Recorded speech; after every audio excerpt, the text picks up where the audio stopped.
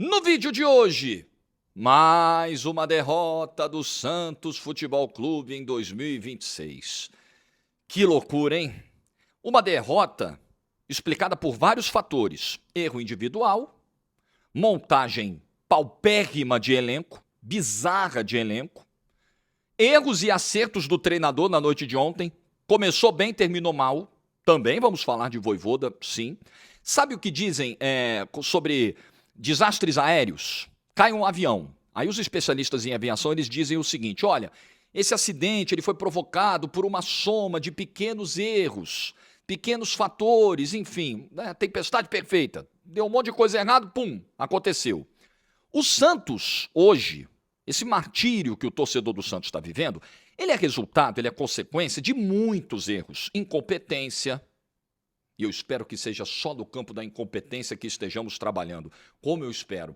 Incompetência, omissão, visão míope da realidade. Isso, atraso, né? Atraso completo de pensamentos, ideias, mentalidade atrasada. Então, essa soma, ela é muito destrutiva para o clube. E aí o resultado a gente vê dentro de campo. É óbvio, é óbvio. O campo é reflexo do que acontece fora. Like no vídeo, se inscreve, ativa o sininho, rumo a 460 mil inscritos por aqui. Boa sexta-feira para todo mundo. A nossa aqui já começou, né, amor? Já com o nosso treino pago, cedinho. Então tá pago. Faça isso por você, pelas pessoas que você ama, pelos seus filhos, sua família.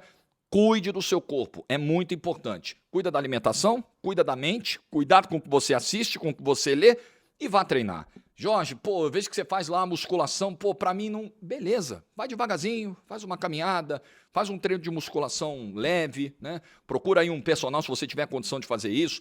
Tem consultorias online que saem mais baratas, então você pode ter essa ajuda, esse auxílio também. Eu, quando comecei, tinha a ajuda do personal, mas eu também recorri a aplicativo. Tem aplicativo que mostra a execução de cada aparelho. Quando você começa, você está meio perdidão, depois você vai pegando a manha. É isso aí, mas o importante é você dar o primeiro passo. Tô com preguiça, Jorge, tem que ir, tem jeito. Tem dia que eu acordo morrendo de preguiça e tem que gravar vídeo, tem que ir trabalhar, tem que narrar jogo. A vida é isso aí, são compromissos que a gente assume com a gente mesmo. Muito bem, papo do coach desta sexta-feira. Vamos começar a falar do Santos Futebol Clube. Quarta derrota no ano. O Santos tem o dobro de derrotas em relação às vitórias dele no ano. O Santos tem 2 vitórias no ano e 4 derrotas. Ontem foi a 4ª derrota na temporada e mais 4 empates. Esse é o aproveitamento do Santos em 10 jogos. O Santos perdeu quase metade dos seus jogos. De 10 ele perdeu 4, de 10 ele só ganhou 2. Antes de analisar o jogo, eu quero falar do gramado da Arena da Baixada. Você que acompanha o canal com frequência sabe que o assunto gramado é tema recorrente aqui. Esse eterno debate natural, sintético. E você que me acompanha todo dia e que me dá essa honra, esse prazer de almoçar aqui comigo todos os dias, sabe bem qual é a minha opinião a respeito. Eu não tapo os ouvidos para o que dizem os jogadores. Porque eu não entro no campo, eu não jogo, quem joga são eles. Se você tem os jogadores majoritariamente dizendo, praticamente todos, dizendo, olha, o gramado natural é muito melhor, o sintético não tinha que existir. Pô, eu preciso levar essa opinião em consideração. Claro, ter a humildade de levar essa opinião em consideração. Porém, eu entendo também a situação econômica dos clubes, que força algumas equipes, algumas instituições a optarem por gramados sintéticos para fazer renda, com shows, com eventos, etc., para complementar, colocar dinheiro no caixa do clube. E eu não vejo problema nenhum em botar dinheiro para dentro do clube, não vejo problema nenhum. Em lucrar, problema nenhum. Pelo contrário, que todo mundo lucre e ganhe bastante dinheiro. Agora, você não pode ter um gramado como o Atlético Paranaense está apresentando nesse momento. Desculpa, seja ele natural ou seja ele sintético. Eu me lembro muito bem de muita porrada que o Maracanã levou por gramado ruim. Merecida. Aqui mesmo no canal, a dupla Fla-Flu, o consórcio do Maracanã tem sido incompetente para cuidar do gramado. Falamos isso várias vezes aqui, 2023, 2024, deu uma melhoradinha. Mineirão, vocês lembram, 2023, Cruzeiro e Botafogo, lesão do Tiquinho Soares, o gramado tava um pasto. Aí cheguei aqui no canal e falei, que absurdo, não pode o gramado do Mineirão, tá vendo? Falam tanto do gramado natural, o gramado natural nessas condições é uma porcaria. Então vale a mesma coisa para ontem. Seja natural ou seja sintético, o gramado deve apresentar condições mínimas para o jogo. E ontem estava um pasto o gramado da Arena da Baixada. Um pasto. Eu estava ouvindo a transmissão do Felipe Camargo, do De Olho no Peixe, ele estava no estádio e ele conversou com colegas de Curitiba que disseram a ele o seguinte: a ideia do Atlético é, no meio do ano, trocar o gramado, vai ter a pausa de um mês para a Copa do Mundo e vai trocar a tecnologia do gramado, será semelhante ao da Arena Condá, da Chapecoense, que também é sintético. Tudo bem, ótimo. Só que até lá, serão disputadas 18 rodadas do Campeonato Brasileiro. Então o Atlético Paranaense vai jogar praticamente um turno inteiro nesse pasto. Não tem condição. Fica até difícil você analisar alguns aspectos do jogo com o gramado de ontem. Então é a primeira coisa. É um péssimo gramado, que é ruim para os dois.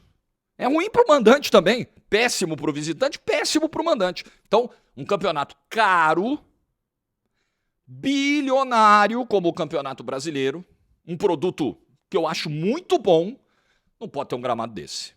Ah, outro exemplo de gramado ruim, Fonte Nova, ano passado, porrada do Bahia, porrada em quem administra a Fonte Nova. Olha aí, que absurdo, o gramado da Fonte Nova não pode estar nessas condições, o Lucas Evangelista machucou lá e teve gente botando culpa no gramado, chegamos aqui, pau no gramado. Seja ele natural ou sintético, ele tem que ser bom. Ele tem que ter condições e oferecer o mínimo de risco, zero risco aos jogadores. Então, feita essa pontuação, lamentável o estado do gramado da Arena da Baixada. Vamos ao jogo. Lamentável o Santos ter um zagueiro do nível do Zé Ivaldo, que com 2 minutos de jogo comete o pênalti que cometeu.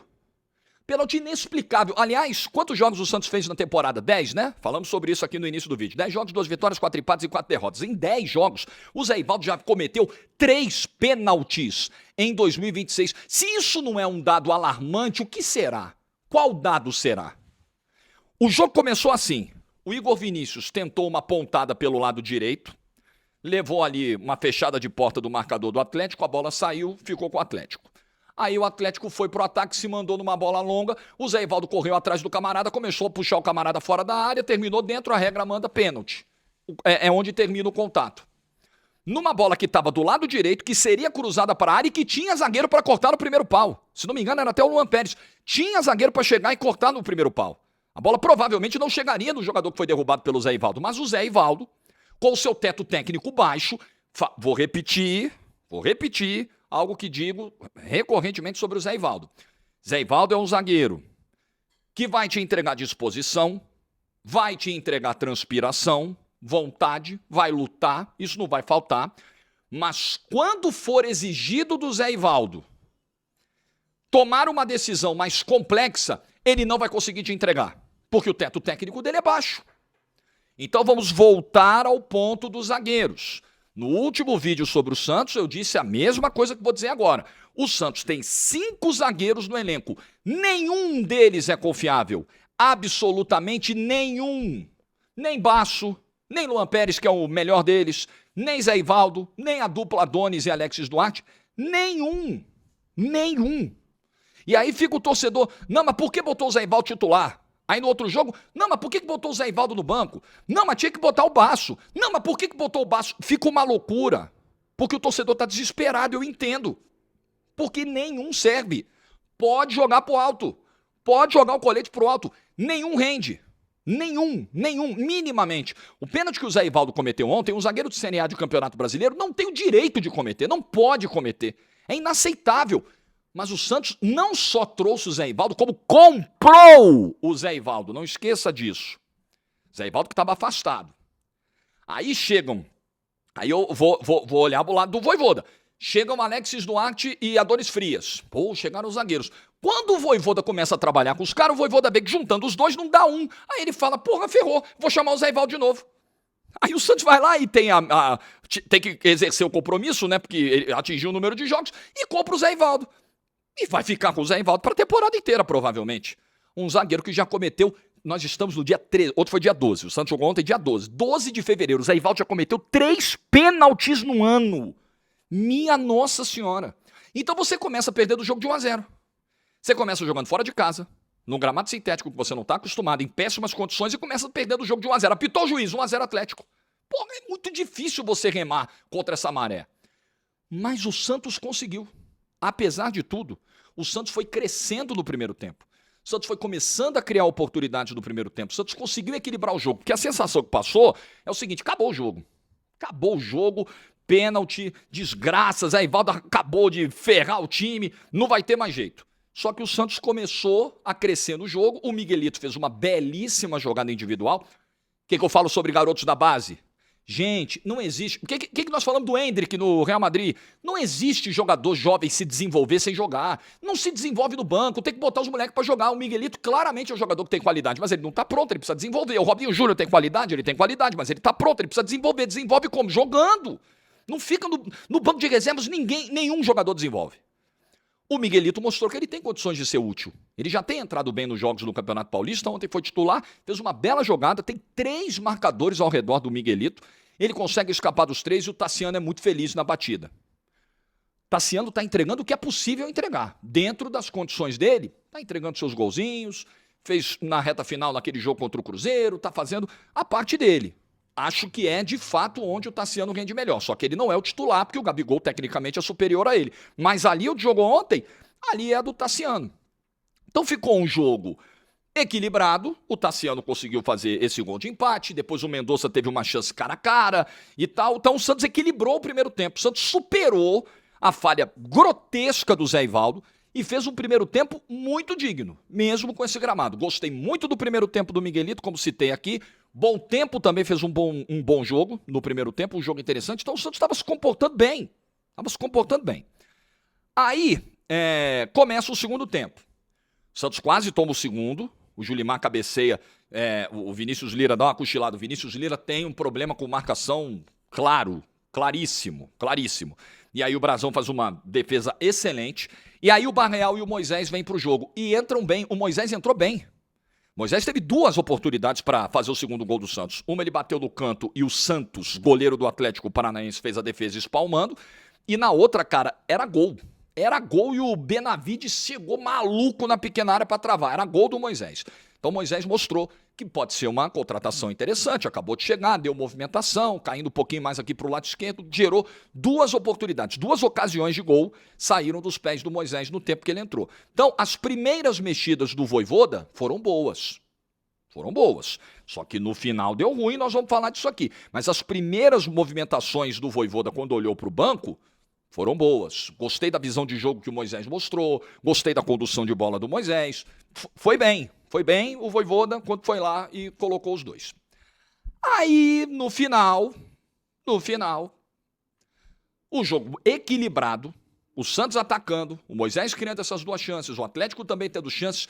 O Santos não estava sendo amassado pelo Atlético Paranaense a ponto de o seu treinador precisar reforçar a sua defesa. Ih, tá feia a coisa, eu preciso dar um socorro para a defesa, eu vou botar mais um zagueiro porque nós estamos sendo amassados.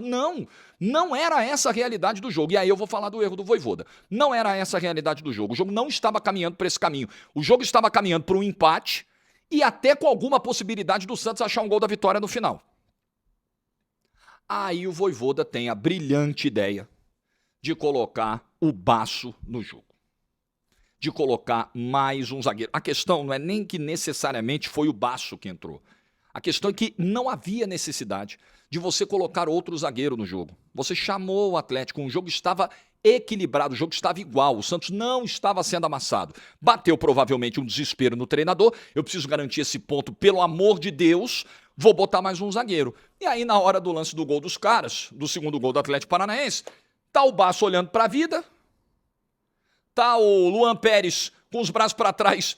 Porra, o Luan Pérez estava querendo uma sinalização de impedimento, é isso? Ele pôs os braços para trás, assim, fica parado.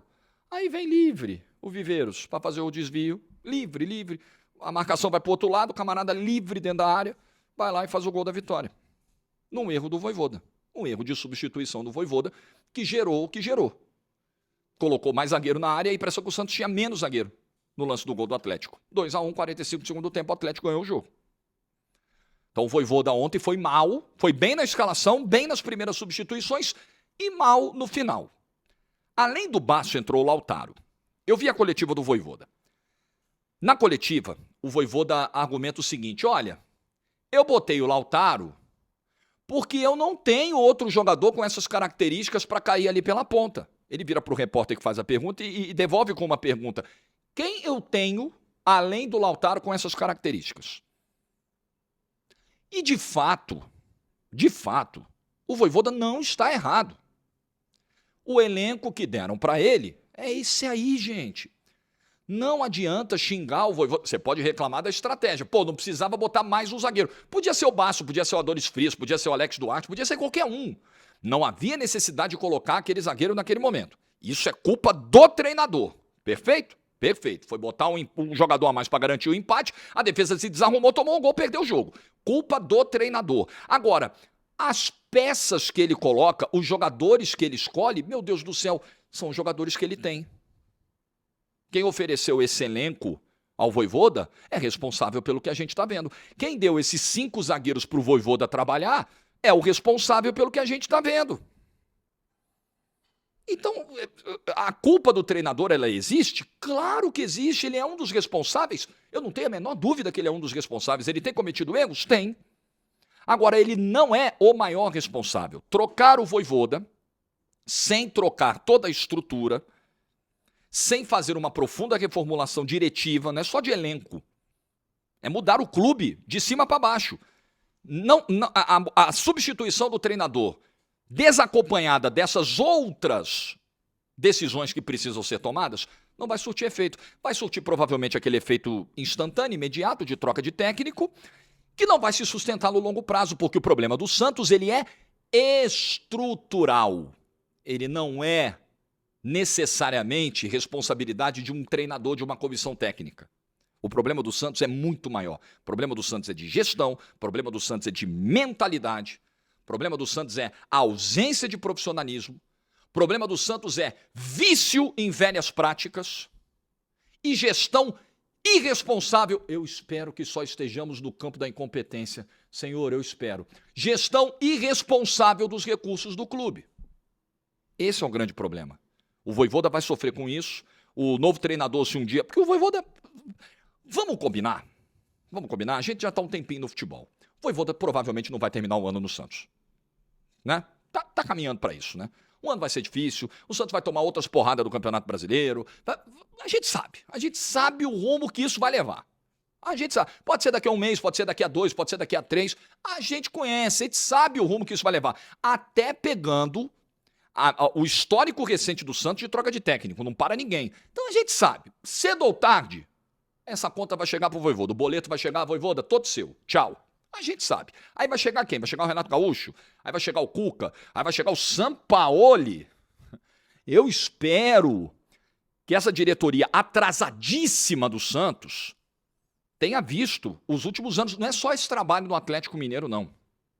Os últimos anos do Sampaoli. Nos últimos 10 anos, eu fiz vídeo ontem à noite sobre a demissão do Sampaoli do Atlético, nos últimos 10 anos o Sampaoli ganhou um campeonato mineiro em 2020 com o Atlético. Últimos 10 anos da carreira do camarada. Camarada treinou o Sevilha, fracassou, deixou o time lá embaixo, quando ele saiu o time subiu.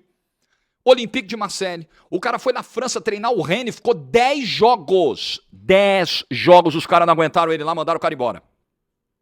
O cara pegou o elenco mais caro do Brasil, o Flamengo não arrumou nada, e o auxiliar dele dando porrada, dando soco no Pedro. Aí ele chega no Atlético Mineiro, ele compra a briga com o Hulk, com o maior ídolo da história do clube. Ele pede jogador, o jogador que ele pede, ele bota pra jogar. O que ele não pede, o que vem da diretoria, ele não bota pra jogar por birra, ele prejudica o próprio trabalho, ele sabota o próprio clube. É um treinador, e assim, não tem condição de trabalhar, não tem condição de levar hoje um projeto sério à frente com o Sampaoli no comando. Não dá. Não dá. É inviável. Então, se alguém no Santos está pensando no Sampaoli pro futuro, caso o Vojvoda realmente saia, e eu acho que esse vai ser o caminho natural, né? Conhecendo da bola como a gente conhece, que veja bem o que tem sido a carreira do Sampaoli. Se vocês não sabem, eu estou avisando a vocês, tá? Se vocês não têm conhecimento disso, não têm ideia disso, estão achando que o Sampaoli é o mesmo lá, vice-campeão brasileiro em 2019 do Santos, e não é. E eu não esqueço que em 2019 ele foi vice-campeão brasileiro, ganhou do Flamengo 4-0 na última rodada, mas caiu na Sul-Americana dentro do Pacaembu pro River Plate do Uruguai. Eu não esqueço. 2019. Portões fechados. River Plate do Uruguai, meu amigo. Com o Sampaoli. O Santos foi eliminado naquele ano da Sul-Americana. Foi eliminado da Copa do Brasil pelo Atlético Mineiro. Eu também estava no Pacaembu vendo esse jogo. Esse eu estava. O River Plate não era portão fechado. Com o Atlético Mineiro dando totó no Santos dentro do Pacaembu, na Copa do Brasil. Tudo isso com o Sampaoli. Então o pessoal lembra de um 2019 que parece que foi perfeito, impecável, maravilhoso. Calma. Calma que não é bem assim, né? Então vai estourar na conta do treinador, como a gente sabe. Vai estourar. Então não adianta. Você vai trocar o treinador, os problemas vão continuar. E nesse caldo terrível, o Neymar volta domingo, provavelmente, né? Informação de que ele vai voltar no jogo da última rodada contra o Velo Clube, com o Santos tentando garantir a classificação nas quartas de final do Campeonato Paulista. Pior conjuntura possível para o Neymar voltar. Terrível. Mas o Neymar também não tem escolha, né? O que o mercado hoje apresenta para a carreira do Neymar é essa opção. Ou é tentar pegar o Santos no buraco e tirar do buraco, o Santos com os seus Zé Ivaldos da vida, com os seus Lautaros da vida, é o que tem, os seus Escobares da vida, ou é isso, ou não sobra nada. É o que tem para o Neymar hoje. É o que o mercado apresenta para o Neymar hoje. Não tem chuva de proposta, não tem Europa, não tem reunião com o clube A, B, C, D, tem nada. Tem nada. Lembra do pai do Neymar do meio do ano? Não, vários clubes estão procurando, eu vou para os Estados Unidos, na Copa do Mundo de Clubes, vou conversar, teremos muitas reuniões. Teve nada. Então o que resta para o Neymar hoje é isso aí. O que é muito ruim para ele, que está voltando de mais uma lesão, de uma artroscopia, tem que pegar, e botar tudo no ombro de novo, deixa comigo de novo. Eu não sei se ele vai conseguir. Primeiro porque é muito difícil um jogador sozinho consertar os problemas coletivos de um time. Segundo porque o Neymar tem um histórico de lesões. Então você vai sobrecarregar um cara que já tem o corpo muito sobrecarregado. Então é muito difícil. Essa conjuntura é terrível. Porém, você ganha um cara com diferencial para resolver jogos. Isso é inegável. O Neymar é o diferencial técnico do Santos. E eu estou muito atento aí ao comportamento dos jogadores do Velo Clube. Lamentável o vídeo lá dos torcedores do Velo Clube. É coisa de babaca, né? Ah, não, tem que se tiver que quebrar, o cara quebra. Tirar da Copa do Mundo, tira. É o pensamento reinante. Aliás, deixa eu mandar um abraço pro Marcelo Beckler, que fez um texto primoroso na Folha. Primoroso. Sobre o episódio do Andréas Pereira e essa banalização do vale tudo dentro do campo de futebol. Primoroso. E aí as pessoas, ao invés de lerem manchete, as pessoas têm que ler o texto. Lê a porra do texto que você vai entender o que o Beckler disse ali. Que foi muito na linha do que nós falamos aqui, né, no vídeo da pós-clássico. Se normalizavam vários comportamentos no campo de futebol no passado. Vários. Você podia gritar de forma homofóbica contra o adversário. Grito racista. Você podia fumar, o treinador podia fumar no campo, podia um monte de coisa, hoje não pode mais. Sabe por quê? Porque a sociedade vai entendendo que tais comportamentos não são mais aceitáveis. Então a gente também precisa entender que o jogo sujo, ele não pode ser aceitável. Ah, Jorge, eles são coisas diferentes. Pisar no gramado, danificar a marca do pênalti e quebrar um jogador são coisas diferentes? Claro que são coisas diferentes. Mas eles estão na mesma prateleira chamada jogo sujo. Vale tudo. E eu não acho que na vida vale tudo pra você conseguir o que quer. Pra você ganhar alguma coisa. Tem gente que acha, tem gente que pauta a vida por isso. Vale tudo. Vale tudo. Vale jogar sujo, vale puxar tapete, vale mentir, vale fazer o diabo. Eu não acho. Eu não quero educar meus filhos dessa forma. E eu levo isso pro futebol também. Então parabéns ao Beckler pelo texto primoroso. Lamentável o vídeo dos caras do Velo Clube. Quero muito ver o comportamento dos jogadores do Velo Clube. Porque o Neymar, meu irmão, você tem que chegar duro no Neymar. Você não pode também, porque é o Neymar. Nossa, eu não posso encostar no Neymar. Não é isso. Mas você não tem que ir disposto a quebrar o cara, porque é o colega de profissão, cara. Você tá ali pra jogar duro, você tá ali pra marcar, você tá ali pra não aliviar pro cara. Agora, esse pensamento, não, tem que quebrar mesmo, pra manter o time na Série A1, vale qualquer coisa. Não vale qualquer coisa. Não vale qualquer coisa pra você obter vitória na vida, não. Eu prefiro muito mais saborear as vitórias limpas do que ficar com a sensação, porra, ganhei, mas joguei sujo, hein? Porra, ganhei, mas caramba, não fui legal. Eu detesto essa sensação. Detesto, mas tem gente que lida muito bem com isso. Tá tudo bem. Então é isso aí. Esse é o panorama. Terrível. Não vai ser o último vídeo. Não foi o primeiro, nem vai ser o último vídeo do ano nesse tom. Infelizmente. Creio que a maioria dos vídeos nesse ano sobre Santos Futebol Clube serão nesse tom de desânimo. Desânimo. O santista está desanimado. E ele tem todos os motivos para isso. Bom fim de semana, bom carnaval, muito juízo, boa viagem para quem vai pegar a estrada aí no carnaval, aproveita bastante, descansa, para quem vai trabalhar, vambora, like no vídeo se você ficou até o final, juízo e tchau.